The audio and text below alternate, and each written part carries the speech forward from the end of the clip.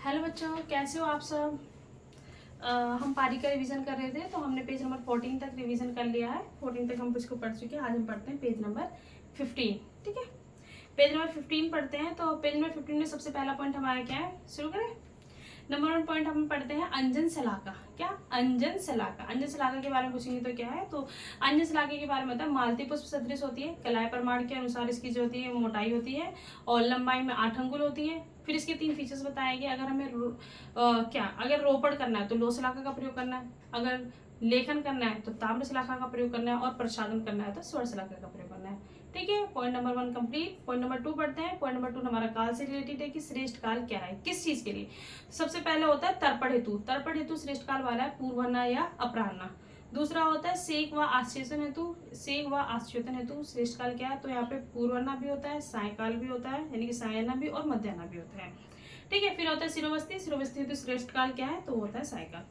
Point number 3, point number 3 में हमारा आता है शुद्ध शुक्र के लक्षण। शुद्ध शुक्र के लक्षण क्या है, तो 3 है।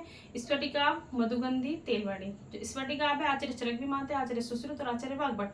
ठीक है, फिर होता है क्या, मधुगंधी। मधुगंधी आचार्य चरक भी मानते हैं, आचार्य सुश्रुत भी मानते हैं। जो स्फटिकाभ था, सॉरी, जो हमारा स्फटिकाभ है वो आचार्य चरक मानते हैं, आचार्य सुश्रुत मानते हैं और आचार्य शारंधर। वाग्भट नहीं, आचार्य शारंधर मानते हैं, CSS। वहीं देखेंगे तो हमारा आता है मधुवर्णी। आचार्य चरक, सुश्रुत, शारंधर के साथ साथ वाग्भट मानते हैं, और तैलवर्णी आचार्य वाग्भट मानते हैं। तो पॉइंट नंबर 3 हमारा क्या, शुद्ध शुक्र के लक्षण। तो कौन कौन से शुद्ध शुक्र के लक्षण है, स्फटिकाभ according to Acharya Charak, Sushruta and Sharangdhar. ठीक है, CSS। मधुवर्णी, चरक, सुश्रुत, शारंधर प्लस वाग्भट, और तैलवर्णी आचार्य वाग्भट ने माना है। अब आता है पॉइंट नंबर 4, वो आता है शुद्ध आर्तव के लक्षण। शुद्ध आर्तव के लक्षण क्या है, पॉइंट नंबर 4 में, तो आचार्य चरक के अनुसार शुद्ध आर्तव के लक्षण है गुंजा फल सावर्णम पद्मलक्षणेभम, और वहीं आचार्य सुश्रुत ने बोला सा से शुरू है, सा से पत्यवम यत्तो यादवा लाक्षण असोपम। पॉइंट नंबर 5 पढ़ते हैं। पॉइंट नंबर 5 है मानस प्रकृतियां। ठीक है, मानस प्रकृतियां कितनी कितनी होती है, नॉर्मली इसकी क्लासिफिकेशन करें 3 होती है, सात्विक, रासिक और तामसिक 3। लेकिन इनकी टोटल कितनी होती है, सात्विक के कितने होते हैं, रासिक के कितने होते हैं, तामसिक के कितने होते हैं, इसके लिए अलग अलग आचार्यों ने अलग अलग प्रकार से बताया है। तो मानस की प्रकृतियां आचार्य चरक के अनुसार, आचार्य सुश्रुत के अनुसार और आचार्य काश्यप के अनुसार। 3 टेबल बना लेंगे, चरक के अनुसार, सुश्रुत के अनुसार और काश्यप के अनुसार। किस किस में सात्विक की कितनी है, रासिक की कितनी है और तामसिक की कितनी है। तो लाइन से करेंगे, सात्विक, रासिक, तामसिक, 7 6 3। ठीक है, कितने हुए, 7 6 3 आचार्य चरक ने माने हैं, आचार्य सुश्रुत भी मानते हैं 7 6 3, और आचार्य काश्यप मानते हैं 8 7 3। कितने मानते हैं, 8 7 3। तो टोटल आचार्य चरक की 16, आचार्य सुश्रुत की भी 16, लेकिन आचार्य काश्यप की टोटल हो गई 18। तो पॉइंट नंबर 5 हमने क्या पढ़ा, पॉइंट नंबर 5 हमने पढ़ा मानस की प्रकृतियां। मानस की प्रकृति कितनी है, नॉर्मली हमने क्लासिफिकेशन करी किसके अनुसार, सात्विक, राजसिक और तामसिक के अनुसार। आचार्य चरक ने कितनी मानी है, तो 7 6 3, टोटल हो गई 16। आचार्य सुश्रुत ने कितनी मानी है, 7 6 3, टोटल हो गई 16। वहीं आचार्य काश्यप ने माना है 8 7 3, तो टोटल हो गई 18। अब आता है पॉइंट नंबर 6। पॉइंट नंबर 6 आता है कि गर्भ में गर्भ की गर्भाशय में स्थिति क्या होती है। जो गर्भ होता है उसकी गर्भाशय में किस तरीके से रहता है, गर्भ की गर्भाशय में स्थिति क्या है। पॉइंट नंबर 6 इसके अंदर पढ़ेंगे। तो आचार्य चरक बोलते हैं गर्भस्थ खलु मातु पृष्ठ अभिमुख ऊर्ध्व सिराह संकुच्यानि अंगाने से अंतः कुक्षौ। तो मेन इसमें जो आपको याद रखना है, आचार्य चरक के अनुसार, आचार्य चरक ने जो माना है कि अगर गर्भ की जो है गर्भाशय में किस तरह की स्थिति होती है, तो आचार्य चरक मानते हैं पृष्ठ अभिमुख। ठीक है, आचार्य चरक के अनुसार क्या, आचार्य चरक बोलते हैं पृष्ठ अभिमुख ऊर्ध्व सिराह। ठीक है, पृष्ठ अभिमुख और ऊर्ध्व सिराह। वहीं आचार्य सुश्रुत क्या होते हैं, आचार्य सुश्रुत मानते हैं आभुग्नो अभिमुख सेते। आभुग्नो अभिमुख सेते, क्या, आभुग्नो अभिमुख सेते, ये आचार्य सुश्रुत ने माना है। तो point number 6 complete. Point number 6 हमारे क्या है, तो कहते हैं गर्भ में गर्भाशय की स्थिति क्या है, या गर्भ की गर्भाशय में स्थिति क्या है। तो आचार्य चरक मानते हैं क्या, पृष्ठ अभिमुख ऊर्ध्व सिरा, और वहीं आचार्य सुश्रुत मानते हैं, आचार्य सुश्रुत क्या मानते हैं, आचार्य सुश्रुत मानते हैं कि आभुग्न अभिमुख सेते, आभुग्न अभिमुख सेते। आता है पॉइंट नंबर 7। पॉइंट नंबर 7 में आते हैं धात्री के लक्षण, मतलब जो प्रेग्नेंट लेडी के साथ जो धात्री के क्या लक्षण होने चाहिए उसके बारे में पूछा है। धात्री के लक्षण क्या हो, तो आचार्य चरक ने बोला है कि जो गर्भिणी है उसके समान होना चाहिए। धात्री के लक्षण क्या है, तो आचार्य चरक बोलते हैं कि समान वर्ण यौवन्यायाम, और आचार्य सुश्रुत बोलते हैं श्याम वर्णी धात्री श्रेष्ठ होती है। आचार्य सुश्रुत बोलते हैं श्याम वर्णी धात्री श्रेष्ठ होती है। ठीक है। पॉइंट नंबर 7 में धात्री के लक्षण है, आचार्य चरक ने बोले समान वर्ण योनियायाम, उसके समान होगी समान वर्ण यौनायाम, और आचार्य सुश्रुत बोलते हैं कि श्याम वर्णी धातु जितनी श्रेष्ठ होती है। पॉइंट नंबर 8 में आता है नवजात शिशुचर्या में प्रथम उपक्रम क्या है। पॉइंट नंबर 8 क्या है, नवजात शिशुचर्या में जो भी करना है उसमें प्रथम उपक्रम क्या है।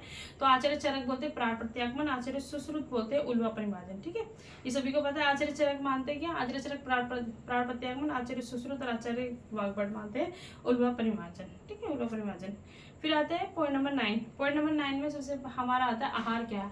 आहार क्या मतलब मात्रा पुनर्अग्निबल अपेक्षणी। ठीक है, आहार के बारे में क्या है, आहार मात्रा पुनर्अग्निबल अपेक्षणी आचार्य चरक ने माना है। वहीं मात्रा के बारे में देखें तो आचार्य अष्टांग संग्रह मानते हैं कि मात्रा पुनर्अग्निबल आहार मात्रा क्या है, मात्रा क्या है पुनर्अग्निबल आहार द्रव्य अपेक्षणी होती है। ठीक है, तो पॉइंट नंबर हमारा जो 2 3 4 5 6 7 8 पॉइंट नंबर 9 हम पढ़े। पॉइंट नंबर 9 में हमारा बोला कि आहार क्या है, तो आहार मात्रा अग्निबल अपेक्षणी, आहार मात्रा क्या होता है, आहार मात्रा पुनर्अग्निबल अपेक्षणी आचार्य चरक ने माना है। वह अष्टांग संग्रह मानते हैं कि मात्रा क्या है, मात्रा क्या होता है पुनर्अग्निबल आहार द्रव्य अपेक्षणी, पुनर्अग्निबल आहार द्रव्य अपेक्षणी, ये अष्टांग संग्रह ज्योतिषानी 11 के 4 में बताया है। अब आते हैं पॉइंट नंबर 11। ठीक है, 4 5 6 7 8 10। अब आते हैं पॉइंट नंबर 10। पॉइंट नंबर 10 में हमारा बोला था मूत्र के गुण क्या है। ठीक है, मूत्र के गुण क्या है, तो आचार्य चरक बोलते हैं मूत्र के गुण में आचार्य चरक ने बोला है कफ सामक वातन, अगर कफ सामक है तो वातनुलोमक होगा, साथ में देखने तो कर्षे पित्तम अधोभाग। मूत्र के गुण क्या है, तो आचार्य चरक ने बोला कफ सामक वात अनुलोमक, कफ सामक वात अनुलोमक, कर्षे पित्तम अधोभाग। आचार्य वाग्भट क्या बोलते हैं, वाग्भट बोलते हैं कि पित्तवर्धक होता है, और आचार्य सुश्रुत बोलते हैं कि कफ वातज। आचार्य सुश्रुत बोलते हैं त्रिदोष सामक होता है, या फिर कफ वातज बोलो, कफ वातज होता है। ठीक है, कफ वातज होता है, ये हमारे इसके बारे में बोलेंगे। तो ये हमारे 15 पेज हो गए। थोड़ा सा कंफ्यूजन था, इसको एक बार हम रिवीजन कर लेते हैं क्योंकि इसके अंदर थोड़ा शिशु परिचर्या गर्भिणी से रिलेटेड ज्यादा है, तो इसको रिवीजन कर लेते हैं एक बार।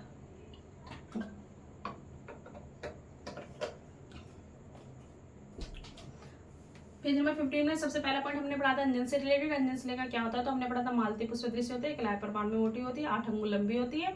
और क्या पढ़ा था, 3 चीज से पढ़ा था। अगर हमें रोपण करना है तो सर्च लगा कर यूज किया जाता है, लेखन करना है तो ताम से लगा का प्रयोग करते हैं, और प्रसादन करना है तो स्वर्स लगा का प्रयोग करते हैं। नंबर 2 पर हमने पढ़ा था श्रेष्ठ काल के, तो तर्पण हेतु पूर्वना प्राणा, सेक वास्योधन हेतु पूर्वना मध्यना सायना, और शिरोवस्ती हेतु सायकल माना है। पॉइंट नंबर 3 में पढ़ा था सुस्तुग्र के लक्षण 3 प्रकार के थे, स्फटिका दुर्गंधी तेलवड़ी। तो CSS चरक सुसु सालंदर, और दूसरा चरक सुसु सालंदर और वाग्भट, और थर्ड जो था वाग्भट ने माना था। शुद्ध आतव के लक्षण में चरक ने माना था गुंजभट सावड़म पद्मरक सन्निभम, आचार्य सुश्रुत ने माना सदाश्री पत्तिवम यतु यादवा लाक्षा रसुपम। ठीक है, पॉइंट नंबर 5 में हमने पढ़ा था मानस प्रकृतियां, मेनली हमने क्लासिफिकेशन करी थी सात्विक राशि और तामस की। आचार्य चरक ने कितने मानी, 7 6 3 टोटल हो गए 16। आचार्य सुश्रुत ने मानी 7 6 3 टोटल हो गए 16, और वहीं पर आचार्य काश्यप ने मानी 8 7 3 टोटल हो गए 18। ठीक है, पॉइंट नंबर 6 में हमारा बोला था गर्भ की गर्भाशय में कैसे स्थिति होती है। आचार्य चरक ने बोला पृष्ठ अभिमुख ऊर्ध्व सिरो, और आचार्य सुश्रुत बोलते आभुग्न अभिमुख सेते, आभुग्न अभिमुख सेते होते हैं। ठीक है, अभिमुख सेते। और पॉइंट नंबर 7 में नाम होता है धात्री के लक्षण क्या है, तो आचार्य चरक बोलते हैं समान वर्ण यौवन्यायम, और आचार्य सुश्रुत बोलते हैं कि श्याम वर्णी धात्री श्रेष्ठ होती है। पॉइंट नंबर 8 में नॉर्मली हमारा बता रहा है नवजात शिशुचर्या में प्रथम उपक्रम क्या है। तो आचार्य चरक बोलते हैं कि प्राण प्रत्यागमन, आचार्य सुश्रुत व आचार्य वाग्भट बोलते हैं कि ये बोलते हैं कि उल्वा परिमार्जन करना चाहिए। ठीक है, उल्वा परिमार्जन करना चाहिए। और पॉइंट नंबर 9 में बता रखा है कि आहार और मात्रा 2 से रिलेटेड। आहार के बारे में आहार मात्रा पुनर्अग्निबल अपेक्षणी चरक ने बताया। फिर मात्रा पुनर्अग्निबल आहार द्रव्य अपेक्षणी, मात्रा पुनर्अग्निबल आहार द्रव्य अपेक्षणी अष्टांग संग्रह सूत्र स्थान में बता रखा है। ठीक है, फिर आता है पॉइंट नंबर 10 जो हमारा लास्ट का था, उसमें हमने बोला था मूत्र के गुण। आचार्य चरक ने बोला कफ सामक वातानुलोमक और कर्षेत पित्तम अधोभाग। वहीं आचार्य वाग्भट क्या होते हैं, आचार्य वाग्भट वही बोलते हैं त्रिदोष सामक होते हैं। ठीक है। आचार्य वाग्भट बोलते हैं त्रिदशामक होते हैं, और आचार्य सुश्रुत ने बोला है कफवातज होता है। ठीक है, आचार्य सुश्रुत ने बोला है कफवातज होता है। तो ये हमारा पेज नंबर 15 हमारा कंप्लीट हो गया। ये इजी था, ज़्यादा हार्ड नहीं है। पॉइंट नंबर पेज हमारा 15 कंप्लीट हो गया। ठीक है, अब मिलते हैं फिर हम नेक्स्ट वीडियो में पेज नंबर 16 के साथ। इसी तरह हम इसको कंप्लीट करेंगे। ऐसा सबको समझ में आ रहा होगा। ठीक है, मिलते हैं नेक्स्ट वीडियो के साथ। Thank you.